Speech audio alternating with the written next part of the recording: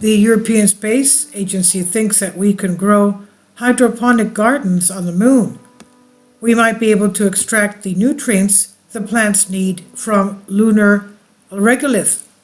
Christine Hauser on Freethink reports the European Space Agency, ESA, has launched a project to figure out how to pull valuable nutrients from lunar regolith so that future astronauts can use them in hydroponic gardens. This work is essential for future long-term lunar exploration, said Malgorzata Horlisnaxa, ESA Materials and Process Engineer.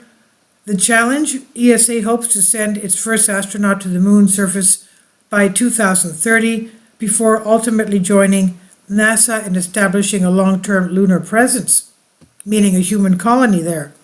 The cost of constantly sending supplies to the moon for those astronauts will be astronomical, so both ESA and NASA are looking for ways to take advantage of lunar resources to create food, water, and even oxygen for moon dwellers. Lunar soil compacts when wetted, which makes it hard for plants to germinate and take root. In May 2022, scientists from the University of Florida proved it was possible to grow plants in lunar soil, but the seedlings were not as robust as those grown in terrestrial soil, and when analyzed at the genetic level, they showed signs of stress. That study also noted that lunar regolith appears to inhibit root growth. According to ESA, this is because lunar soil compacts when wetted, which makes it hard for plants to germinate and take root. The project, rather than trying to grow plants in lunar soil, ESA is now looking into growing them in nutrient-rich water.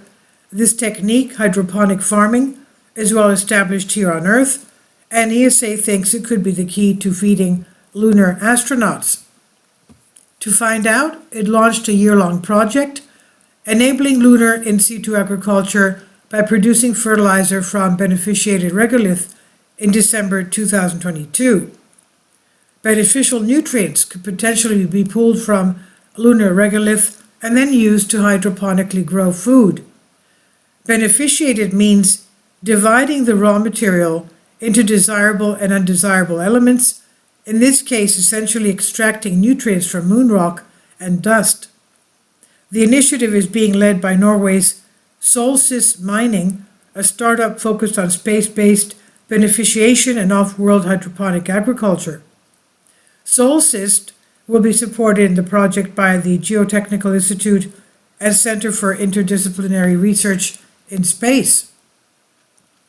Looking ahead, over the next 10 months, the researchers will trial different ways to extract nutrients from simulated lunar regolith, concentrating valuable ones while removing ones that may be undesirable.